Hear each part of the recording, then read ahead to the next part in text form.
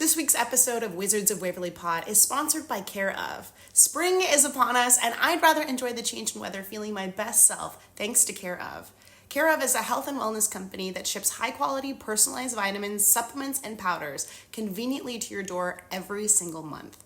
All you have to do to get started is take a short, simple online quiz about your lifestyle and health goals, and Care Of will give you doctor-backed recommendations. It's that easy and simple. For 50% off your first Care Of subscription order, go to takecareof.com and enter code WIZARDS50.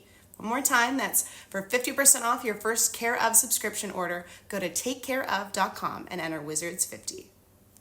Hey, everybody, we love visiting with you and we love you being with us. And if you follow us, then you're going to get more. Where should they follow us, Jen? Well, Apple, Spotify, basically anywhere you listen to your podcast. It will really help out the show and help us bring you more episodes you enjoy, like this one.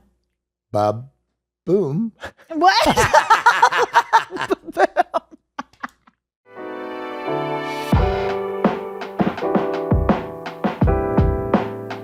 Okay, and turn down, fade out the intro music. And everybody, welcome to another episode of Wizards of Waverly Pod. Our like weird like doo. It's like Charlie Brown. I don't know where that music. came from. I don't know where it came from either. But Podco just decided that was the music, sad right? Charlie Brown. We are here today with a very special guest. Yes, but first I want to ask you a question that I don't know the answer to. Oh, God. It's a Wizards of Waverly Place question. Okay.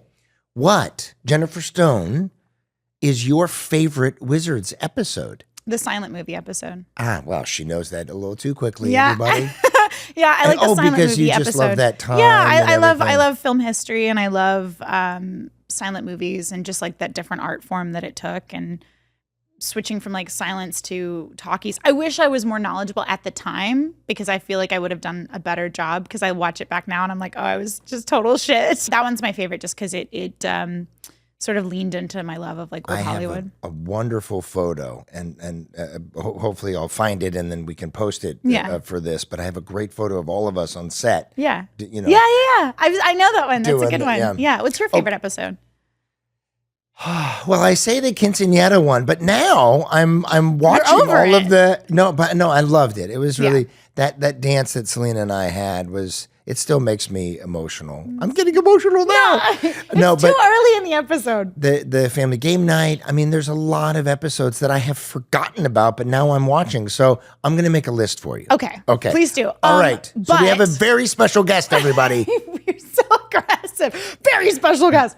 So we have a very special guest that was in 9 episodes, mostly in season 2 of Wizards of Waverly Place. Dean Moriarty / Malone for like a second. There he is. What's up, Daniel? Daniel, how are you? Hello. Good morning. I'm wonderful. How are y'all doing? We're good. You made me feel like home with that, y'all. And you're in Florida, correct? Correct, yes. When did you move to Florida, or did you always live there and then come out and work and then go back? I'll give you the brief history of my travels and adventures across the United States. We're originally from Toronto, Ontario, moved to South Florida in 2000.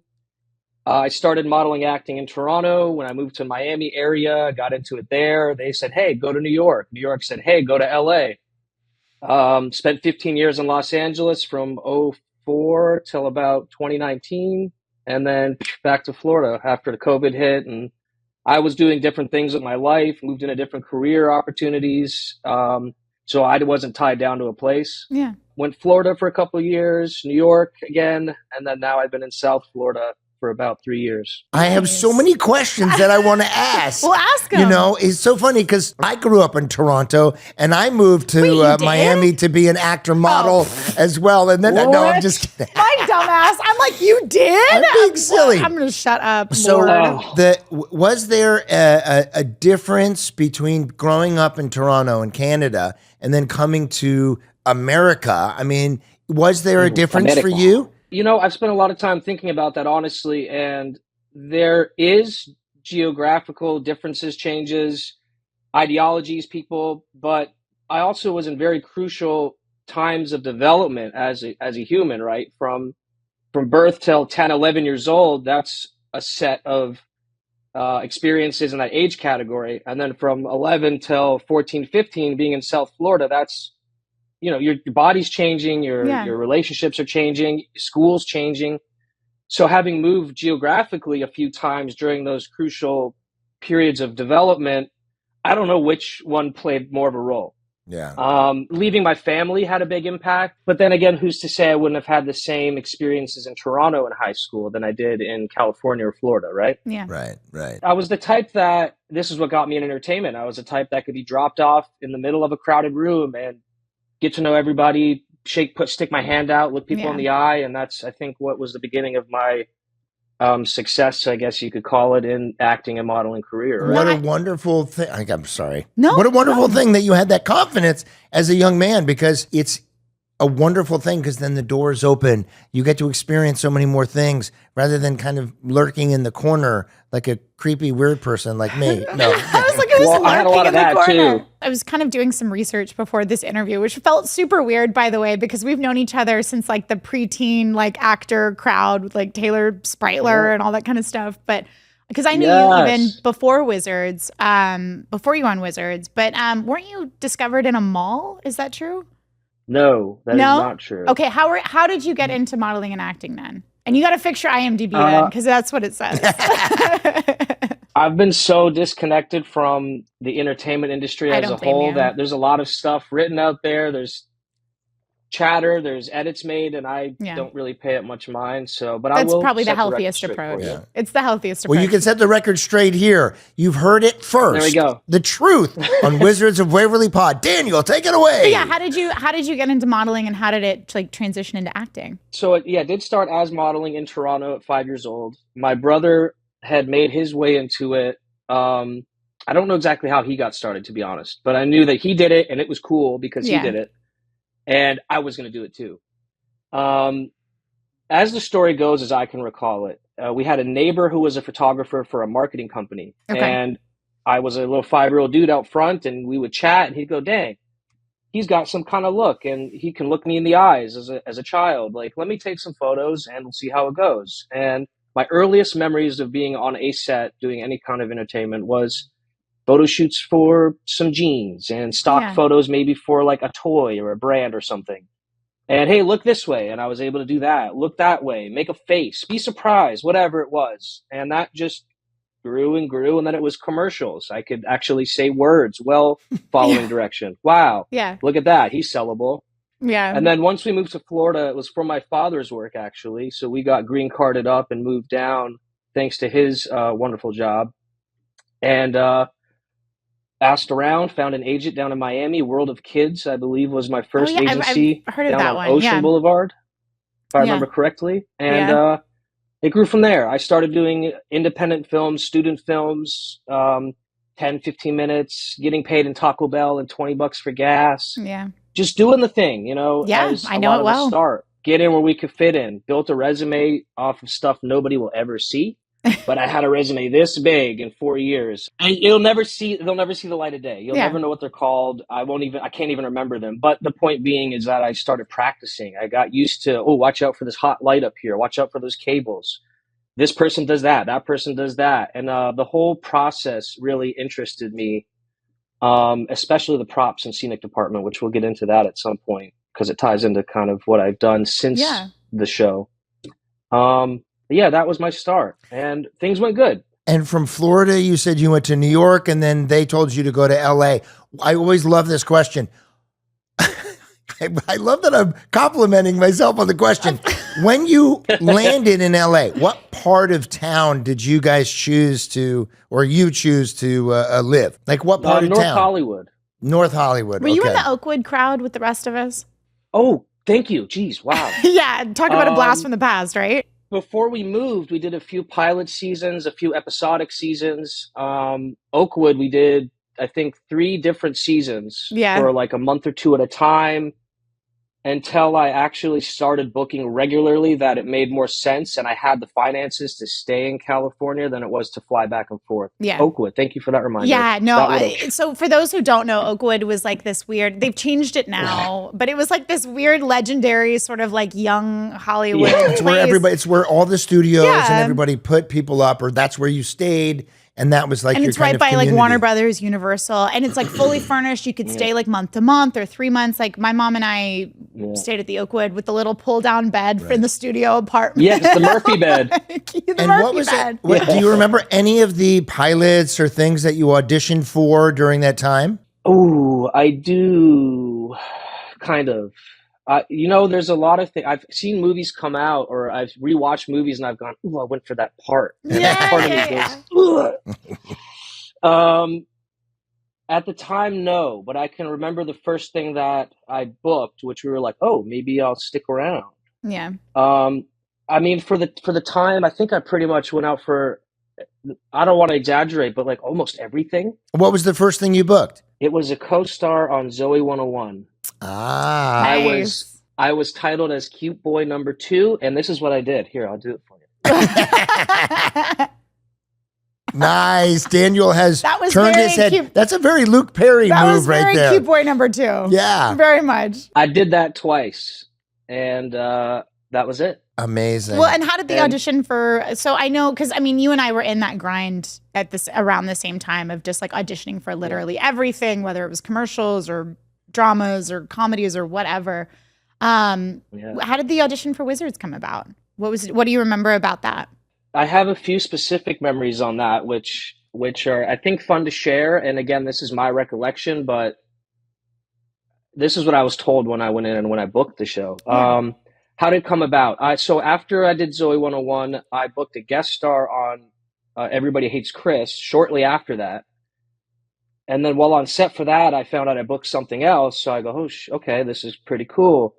So as it goes, your name passes around in the circuits. I get to see producers maybe a little bit sooner than others. So I think I went straight to producers for the role of Dean. Nice. Up on the whatever floor in the Disney Tower. The 21st floor in that big green building. Well, yeah, was it? It was up though. 27. Yeah. I don't know. But also, Something Dean, like I don't that. mean to interrupt you, but it's very interesting because to do an audition for that, you wouldn't go. That's where the networks are. That's where the big people are. Because usually when people would audition for Wizards, they would go to the production office, which was right near where we shot at Hollywood Center. So they already knew this part was going to be like, Alex's kind of love interest. Yeah. And everybody wanted a hand in making that decision, clearly by having you audition at the Disney Channel building and continue. Look, this is just my recollection. It's been 15 plus years and I've been all over. So, but what I can recall is that when I prepared for the role, they said, think Danny Zuko from Grease. And I go, yo, that's one of my absolute favorite movies. I had a leather jacket at 5 years old and I was watching that movie on repeat on VHS. So they said, do Danny Zuko from Grease. I go, you got it. And this week's episode of Wizards of Waverly Pod is sponsored by Care Of. Spring is upon us, and I'd rather enjoy the change in weather feeling my best self thanks to Care Of. Care Of is a health and wellness company that ships high-quality personalized vitamins, supplements, and powders conveniently to your door every single month. All you have to do to get started is take a short, simple online quiz about your lifestyle and health goals, and Care Of will give you doctor-backed recommendations. It's that easy and simple. Plus, Care Of has an app that helps you track how you're feeling and play back insights about your results over time so you can make little adjustments to your routine as your needs change throughout the seasons. So, one of my favorite Care Of vitamins that I've noticed have really helped me feel my best is ashwagandha and rhodiola. Both of them help me relieve occasional stresses while balancing everything that I have going on, no matter what season it is. For 50% off your first Care Of subscription order, go to takecareof.com and enter code WIZARDS50. One more time, that's for 50% off your first Care Of subscription order, go to takecareof.com and enter WIZARDS50. And I apparently showed up doing a New York accent because the show takes place in New York. Yeah, makes sense. Danny Zuko, leather jacket, slick hair, dealio. Yeah. And when I met with Network afterwards, the casting director came up to me and she goes, that was great. I can't believe I'm going to say this, but you were the only person that thought to put on a New York accent to do this role. And I go, well, you said think Danny Zuko from Greece. So I just thought I'd do a little bada bing, bada boom. And boom, I think that's what secured the role. Amazing. Yeah. Well, it's amazing those like little things. Because I mean, once you get to the end of something like that, anybody can do the job. But it's those little details and those little like insights that just kind of take you over the edge. So good for you for having that good instinct. So you had already done a table read, which is everybody sitting around reading the script out loud for the first time.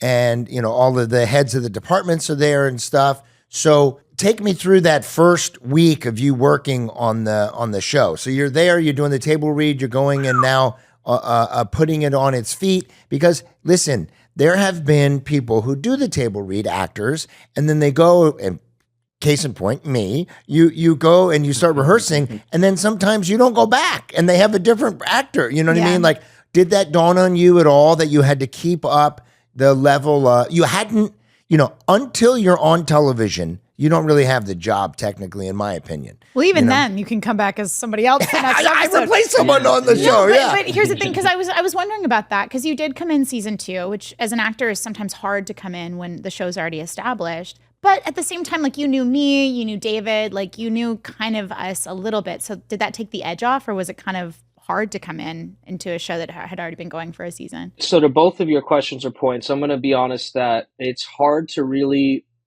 recall exactly where I was at, like how the table read was. I don't know. I remember sitting in a big scary room with like these people on the show and I'm the new guy. Yeah, I'd be lying if I said I felt great. But I, as serious as we take the deal to get the shows and as much rejection as we face, once we make it past that threshold and get onto something, there's a sense of having to do good and perform and do the deal to keep the deal. But if my memory serves me, a lot of it kind of just flowed in the sense that I wound up being where I was meant to be at the time, and I booked the things I was meant to book, and I didn't book the things I wasn't meant to book. And I don't know. A lot of it was exciting, and I had great support. My mother, especially, being with me all the time.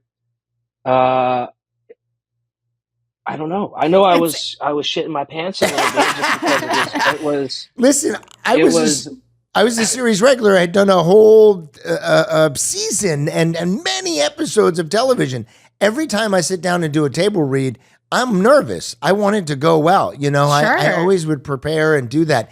So because you auditioned for the bigwigs, you knew you were going to do more than one episode. They had said that to you already? I believe we knew it was a guest star, possible reoccurring. If it tracked well, if it did good, if I didn't pass out in the middle of the scene out of nerves, you know. As we all know, we're replaceable, right? It could be a guest star or it could be a reoccurring. We never know. Right. Well, what do you remember? Because I know it was a million years ago and like a lifetime ago. What are some of the memories that you have from set? Ooh. You're like, I've been blacked out. Since y'all reached out about this, I've been trying to think about like what's appropriate, what might You don't have to be that there. appropriate. We can always cut it if you don't like it. I mean, hey, this is y'all's show. Whatever. I'm just a dude who cuts wood for a living these days. So whatever, you know. Will you cut wood?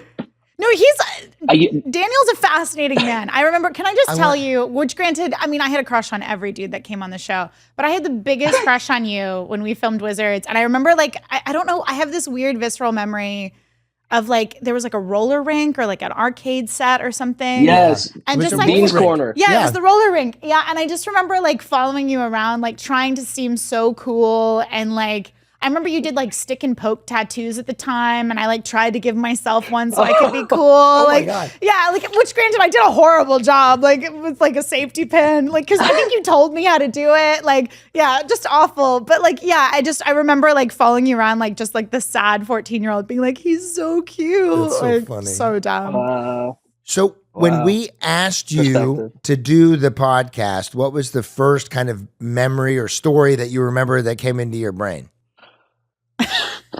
He's like black out. Or any story for that matter. Okay, so here's a spicy one that this was probably the biggest oh shit moment of my experience on Wizards. Ooh, spicy und oh shit moment. Yeah. So you were talking about roller rink, and it's called Dean's Corner, where I would take the girls and smooch them up, right? Yeah. Smooch them up. That's what it was. So nobody coached me on how to do a Disney kiss. Oh. Yeah. Yeah.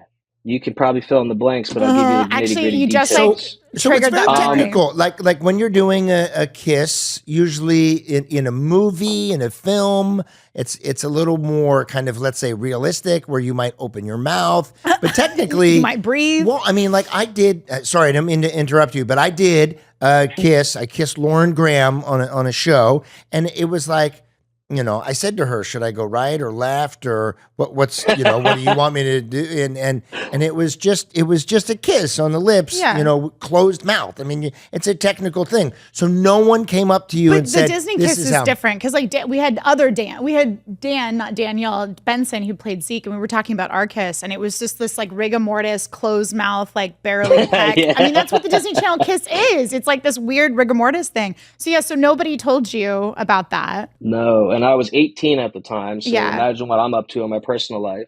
Oh, I remember. Okay, so hold on, we'll tiptoe to that. So I was also smoking cigarettes at the time because that was cool in my head, and so I was smoking on set, trying to sneak it, and so they came up to me and made sure I had multiple breath mints before we even approached the scene. Yeah. But nobody talked to me about the actual kiss. Now, she was dating Nick Jonas at the time. Mhm. And so that was kind of like oh, they're going to make me kiss another dude. Oh, my sweetheart. I can't speak for anybody else's opinions or thoughts, Yeah. but No, she was head over heels. that It was was- like puppy love at the time. Yeah. yeah. So I remember meeting them on set before the scene, and I go, oh, that's cool. Like, there's the guy. Sorry, dude. But we go to do the kiss, no rehearsals, because we're doing one and done. We're moving on. Yeah. We're not going to make Selena do multiple kisses with another dude, right? And I'm like, okay, I don't know, you know. And they're like, all right, 1, 2, 3, kiss. And I go, okay. And so I kissed her like I would kiss somebody I was on a date with. Sorry, Selena. And cut. Okay, stop. And I got pulled aside. I think she was somewhat appalled, maybe, because I did it wrong.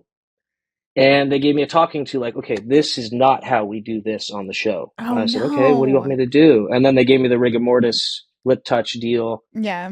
But that was probably the most notable, ridiculous, Daniel, embarrassing. you didn't do anything like, wrong. oh. You did what an actor does, which is, I'm going to make this as real as possible, and you should have been told this is how we do this on the show.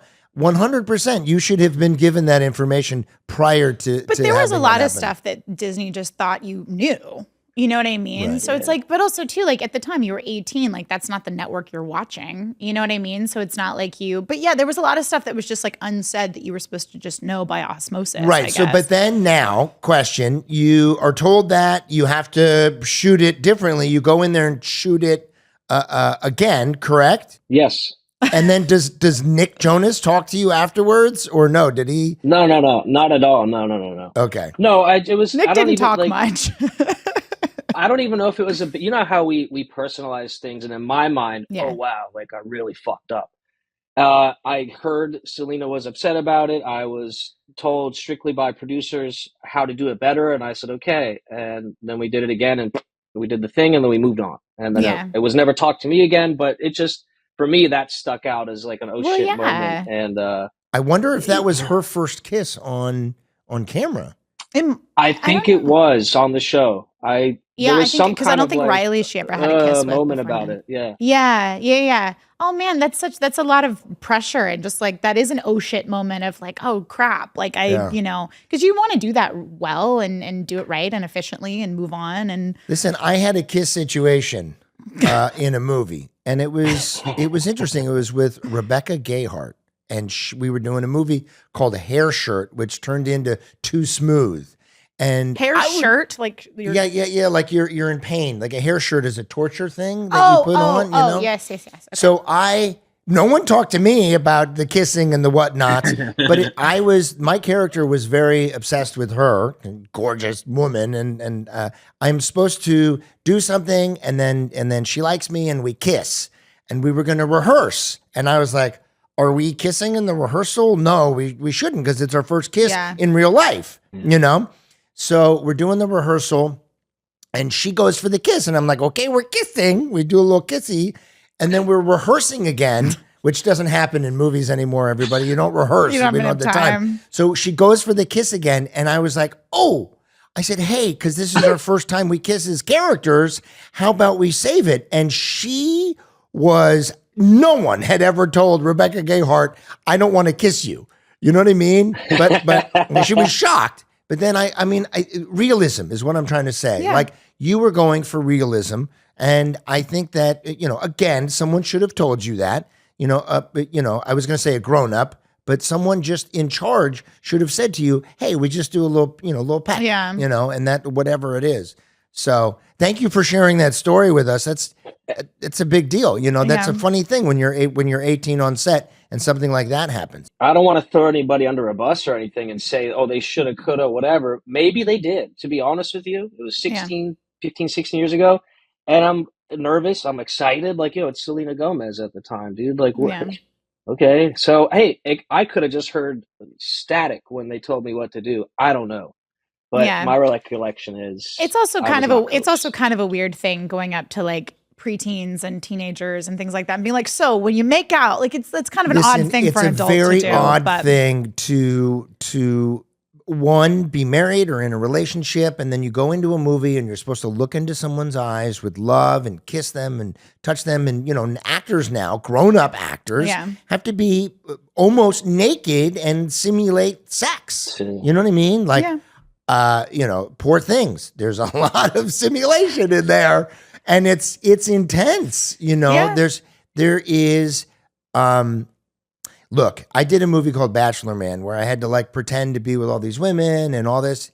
And I just tried my best to ask them their opinion. And that was 20 years ago, and like how they felt. 15 and 18, your communication skills are not that great. So, you know what I mean? To have to try to be like, so how would you like to do this? And it's part of this business. It's part of what it is, because you have to pretend like you're in love with this person or, that kind even of if thing. you hate them, but anyway. So was there a positive memory on set? Daniel, what was your favorite episode to shoot and why was it your favorite? On the flip side, hold on. So there's you asking for a positive. On the flip side, I did kiss Selena Gomez. So, I mean, that's not terrible. No, not a bad day at work. I love it. So other positive memories, though. I worked on the hottest show on Disney at the time with some really great people and had a lot of fun. It was, David, I got to say, you were an absolute hoot, dude. You brought this air of enjoyability and ease and excitement every time you were on set. And I imagine you're the same offset. You got something that's just like you're on fire all the time. So that was a cool thing. Whether we interacted a lot or not, just to observe that was really fun. Daniel, thank you for saying that. That makes me feel really special, and I appreciate that. And something my mom used to say to me and my brothers is, we're all special. We all have a gift to give. So give your gift. And that just reinforces you saying that I was a positive energy on set for you. That was really sweet. Yeah. Thank you for saying that. I love this story. Yeah. Jen, I'll throw in some nice stuff about you too. You don't have to. It's not. I can't follow up that. No, David. You don't have to. It's okay. So we'll come full circle eventually. Okay, so. Oh wait, let's go back to that question because I want to hear the answer. What was your favorite episode to film? Like I just rewatched the graphic novel where you're like driving a motorcycle and have a helmet on and everything. What was that like? Graphic novel. Thank you for the reminder of what it was called. I just remember the wig one where I played a knight. That was super fun just because it was ridiculous and fantastical. The racing episode was probably, I'm going to say, one of my favorites. Sitting in that Monte Carlo, working on the car, doing like the characters' things was pretty neat as well. And I did get to drive the car about this far. So I would take my foot off the brake and then hit the brake really fast because we didn't have much space to simulate driving the car. I like that a lot. It's really fun. The episode name, but Racing is the name of the episode. Racing is what it's called. Racing, yeah. And I love it because there's one moment in the show where I'm like, this happened, that happened, and I went, and Dean likes me. Yeah, I love that. I love that. Because I remember there was like something where like you're coming down the stairs and you're like, because it's the episode obviously where like Alex is trying to like confess that she's a crush on Dean, and you come down and you're like, well, Dean and I were working on the car all day and he likes me, and she's like, did he say anything about me? And you're like, nope, and then you just like walk away. It's really funny. Okay, so you were like a big part of season 2. And then obviously you guys broke up, but you came back for season 4 on Journey to the Center of Mason, and Mason ate you. I think there was like, weren't you like in Jello or something at some point? I was going to bring up the Jello. That was when she was dating the other wizard dude who was trying to steal her from me. I got stuck in Jello. Yeah. That was a fond memory because they made a cast of my face and a likeness mannequin of me to go in the Jello. So that was cool. And for everybody, Daniel, just so for everybody, is a cast of your face is they put like kind of gel and stuff on your face, and they put straws in your nose so you can breathe, and they put like plaster of Paris all over your head, and then it hardens, and it's like a half an hour, 45 minutes where you just can't move and you just got to sit there. I've had it done a few times. I weirdly find it super peaceful. Oh, really? Yeah, I've fallen asleep every time. I'm claustrophobic, so it's hard most for of me. the people I know get really claustrophobic and they freak out. I don't know what's wrong with me that I'm like, it takes me back to like in utero, and I just like go to sleep.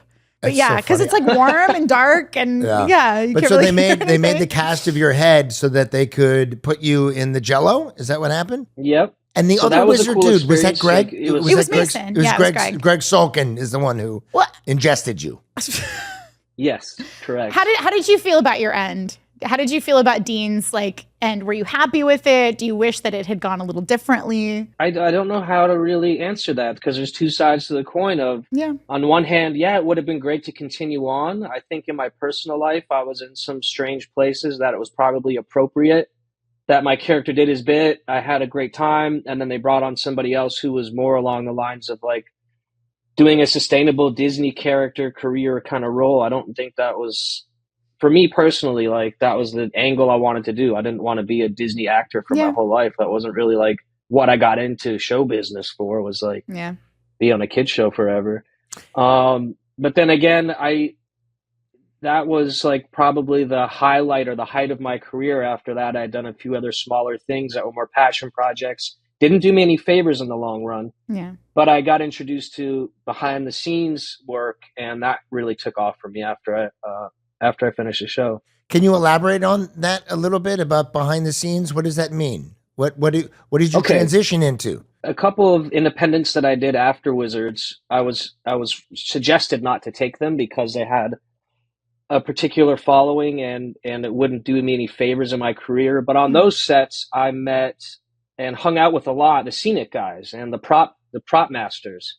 And that interested me. These dudes would come out with these huge carts with like 10 rings, 10 watches, all these little knickknacks that they would collect and help build a character with the things you wear, the scenic that you're around, and building the scene for the show. And that really, really caught my attention. So I wound up on my off time, don't tell SAG this, but would hang out with the crews. So if I wasn't filming for a week and we'd be on location in Georgia, I was hanging out with the prop masters. I was hanging out with the scenic people. I was rolling cables. I was learning about camera equipment. I was learning about lighting.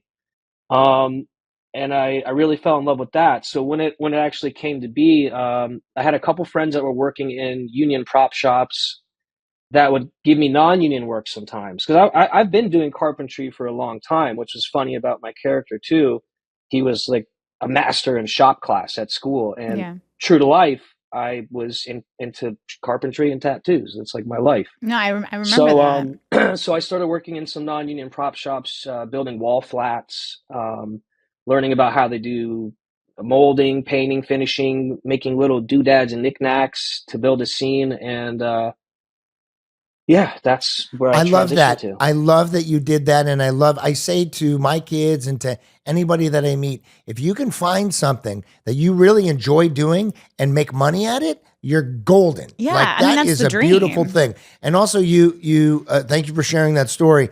As you said, I loved wood and tattoos. You raised your right arm and you have a sleeve on your arm. So people who are just listening, he's got massive tattoos, but people who are watching, can we see your right arm? Yeah, sure.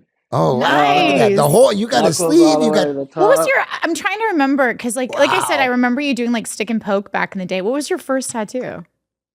Oof. Do you remember? It's on. I don't think I'll show you it, but it's That's a fine. That's fine.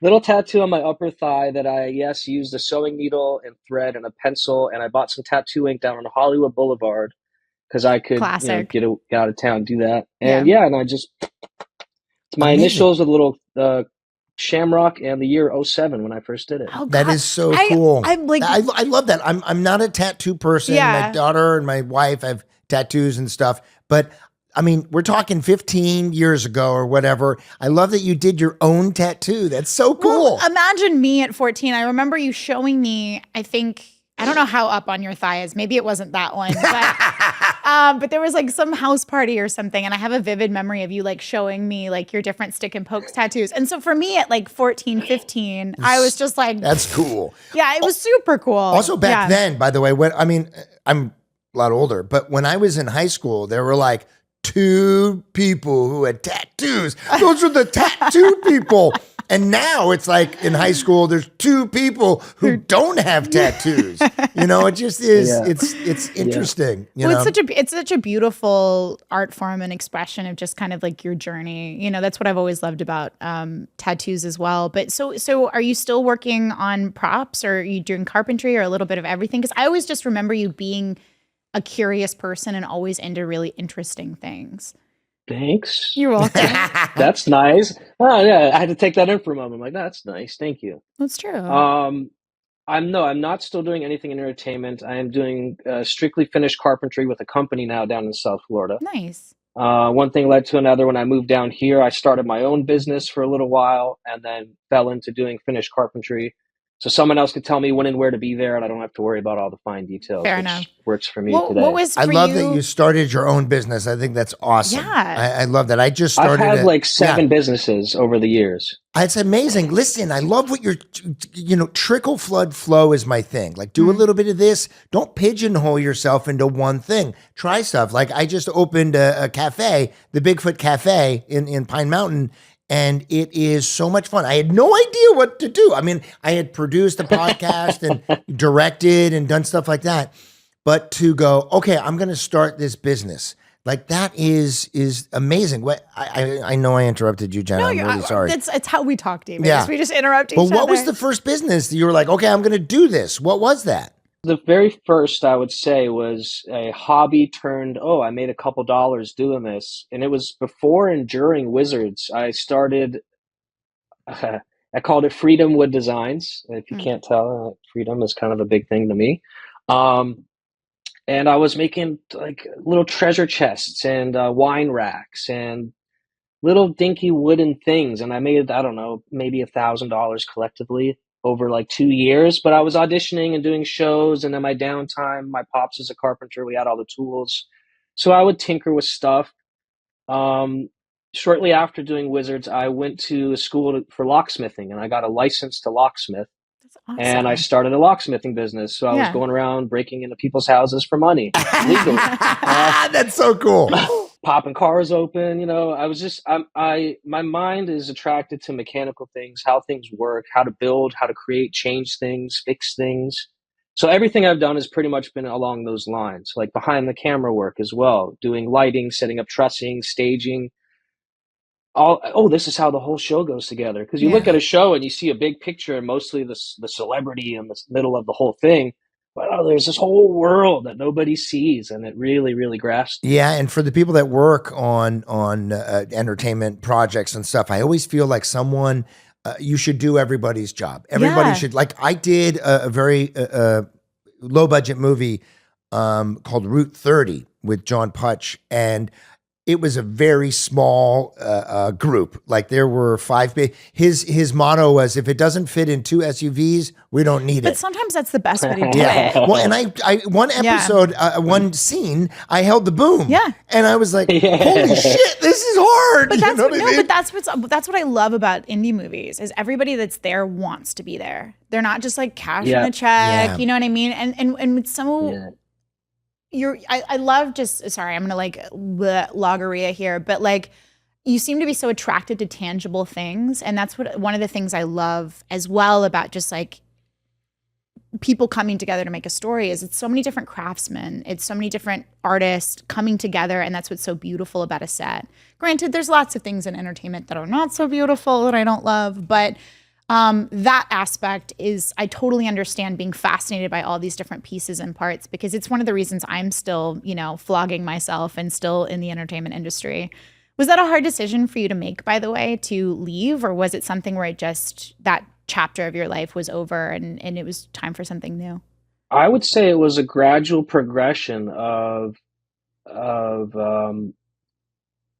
have a lot of downtime in entertainment, unless you're Tom Cruise, let's say, or, somebody who's getting phone calls to please read my script, right? Mm-hmm. So we have a lot of downtime. So what do you do in that downtime? A lot of people would take jobs as waiters or as little short stint, good money and little windows at night. And I didn't really fit into that category of people. So I would start to look for other ways of producing revenue. Yeah. And then once I got an opportunity to do some union live entertainment shows with IATSE, I just kind of fell into that. And I would get calls like, hey, you want to audition for this thing? And I go, honestly, dude, I got a call in the morning.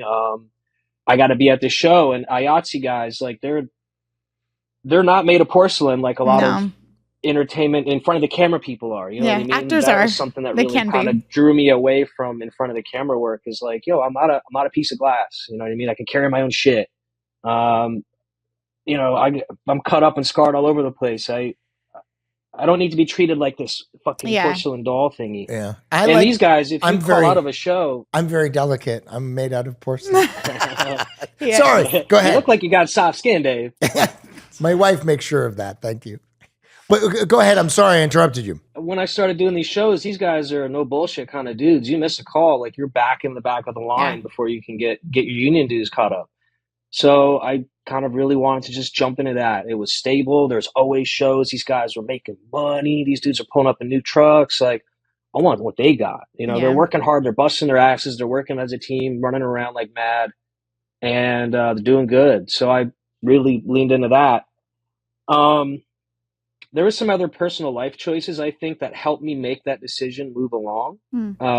Like some of these indie projects I did, they were, let's just call it what it was. They were faith-based, and my representation at the time were like, you don't want to do that. Yeah. You do that, that's pretty much a nail in your coffin. And I go, well, it looks like a cool character, and they want me to go to Georgia. Like, I'll figure it out.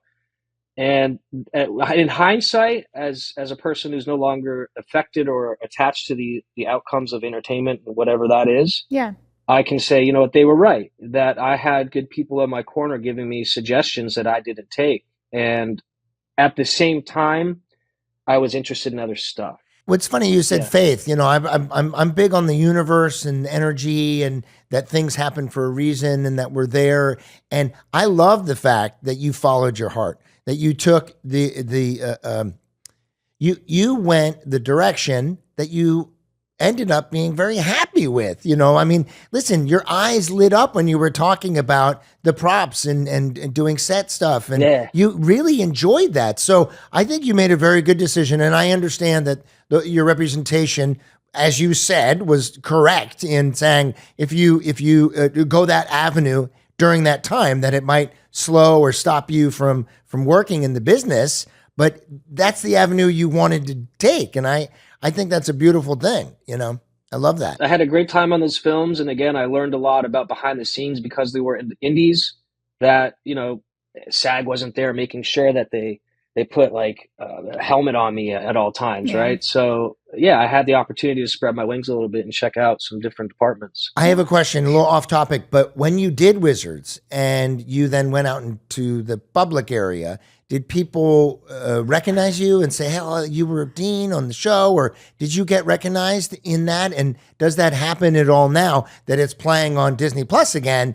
and everybody is seeing that? Did you get recognized in the beginning, and do you now ever? So for the first, especially while I was on the show, yes, I'd be out grocery shopping or at a restaurant or nightclub or whatever, and it was, I'd get recognized pretty frequently. And then 4 to 5 years afterwards, it would still happen.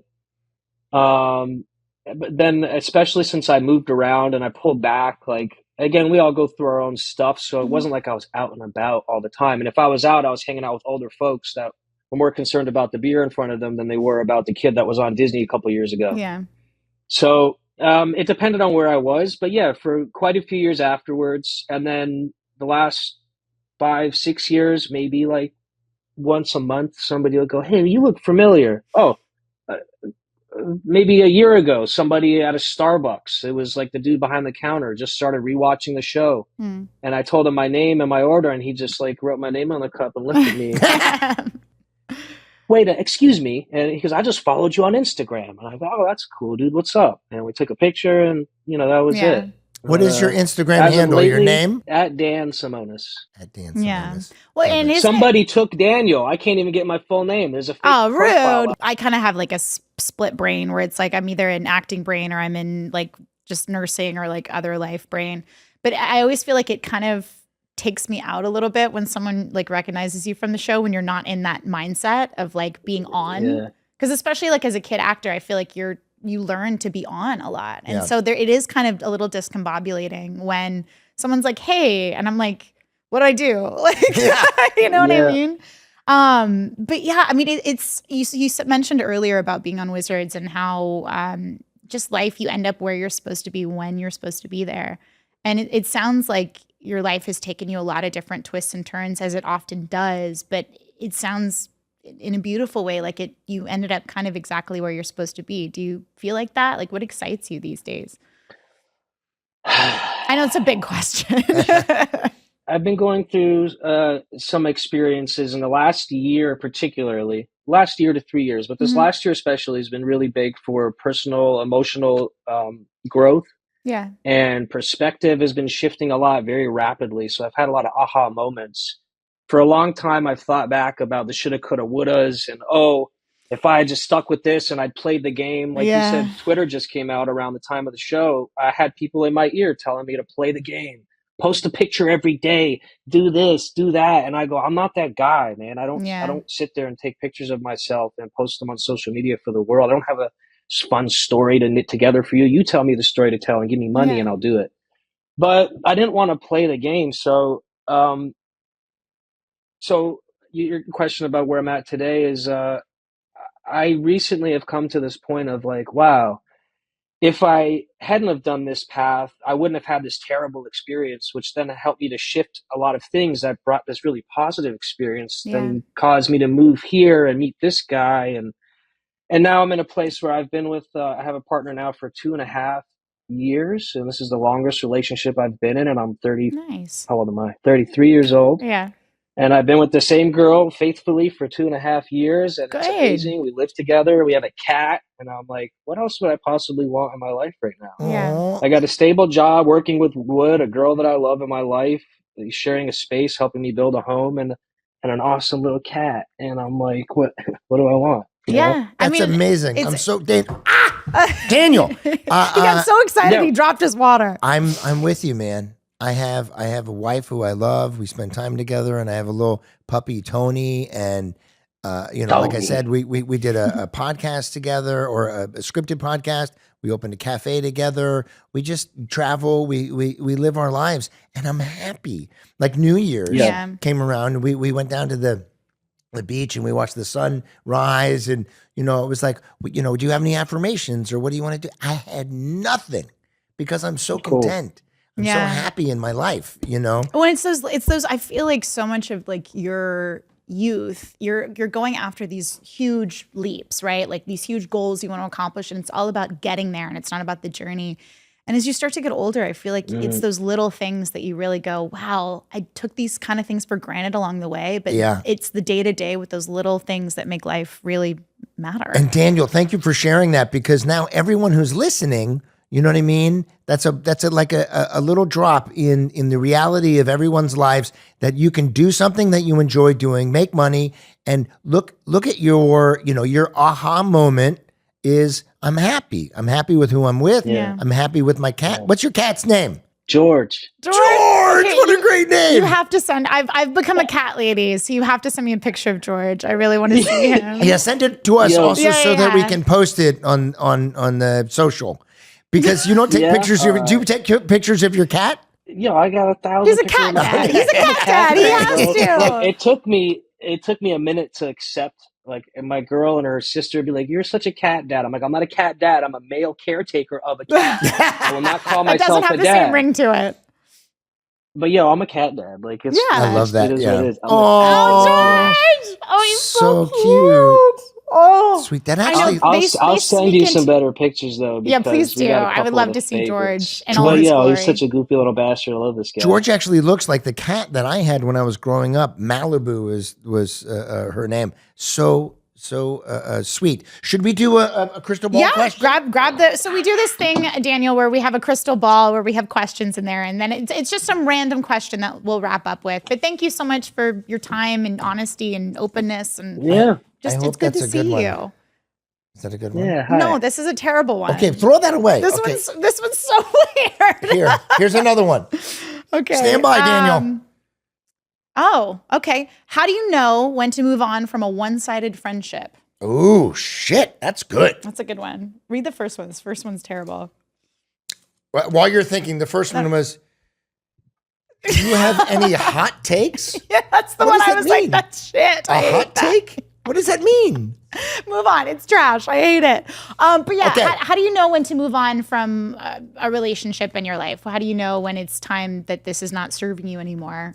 It's time to move on. Big, deep questions about a children's show. That's quite a deep question, and I'm learning a lot about relationships these days with this whole spiritual emotional growth. But I think the first answer that came to mind is what I'll go with is it's being in tune with your feelings. Dave, you're talking about being a spiritual kind of in tune person, right?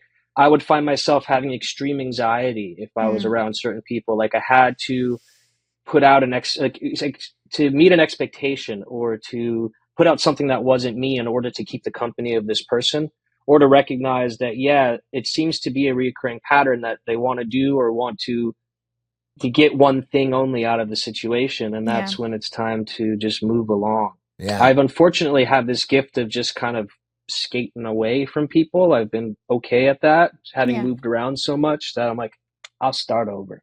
Don't worry about it. I'll be fine. Yeah. I think it's a feeling that you have to be able to recognize is when you're around them is feeling a lot of anxiety or feeling like you have to meet an expectation or put out something or a part of yourself that you don't want to give up or change a certain aspect of yourself. Yeah. And I'm not willing to do that or compromise like that with certain things. So at that point, just skate. Well, yeah. I'm not judging you, but that was a great answer. No, but I mean, people that compromise your integrity, my mom always said, and I'm sure I've said this before and I'll say it a million more times, but my mom always said people either double you or they cut you in half. Ooh, like that's something that I that's always, nice. right? Like it's something I always remember when I'm like, that feeling of anxiety around this person, or like, I just don't feel like my best self around this person. Maybe it's time to move on. Yeah. So I completely understand that feeling of like, why do I feel not at ease around this person? I'm 52 and I've shed about 6 relationships in my life, and on my own accord and also sometimes on their accord. And I've looked back and I've realized that I've had some people kind of use me in my life, because I I'm a think we all very have. giving person and I'm not looking for anything. So sometimes it's just like give. But I'm going to look for one thing right now, Daniel. I want you to go on Instagram and follow the Bigfoot Cafe. Yes, I actually wanted to ask you, where is it located again? It's in Pine Mountain. It's about an hour and 45 minutes out of Los Angeles. It's in a place where my dad built a house in 78. And I've been going there since I was a little kid. And it snows there. that's cool. And it's snowing right now, which is super cool. There's wonderful hikes around the area. And my wife does all the social media stuff. So, and there's a life-size Bigfoot there. If you ever want to come, if you're ever in town, I'm going to give you a free coffee when you come, okay? Wow. Sold. He's like, let me book the flight tomorrow. Daniel, it's been so nice to talk to you. I want to say that you have grown up to be such a wonderful man. And, when I first saw you, because I hadn't seen you in a long time, you're still very handsome, and Daniel likes me. No, I just love who you've become, and thank you for your wisdom and your time, and it's been a pleasure to talk to you. Yeah, the work on yourself Thank that you you've been guys, doing really shows. So I respect it, man. Thank It's good you. to see you. We after all heart these you. years. Look. Reaching out. We heart you. There you go. I know. All right, brother. We'll talk to you soon. Thank you for being here on Wizards of Waverly Pod. Hey, everybody. Thanks for watching this episode of Wizards of Waverly Pod. To watch clips from the pod, go check out our Wizards Pod YouTube channel. The link is in the description. And if you want weekly bonus content, go join our Patreon. The link is in the description for that, too. See you next week.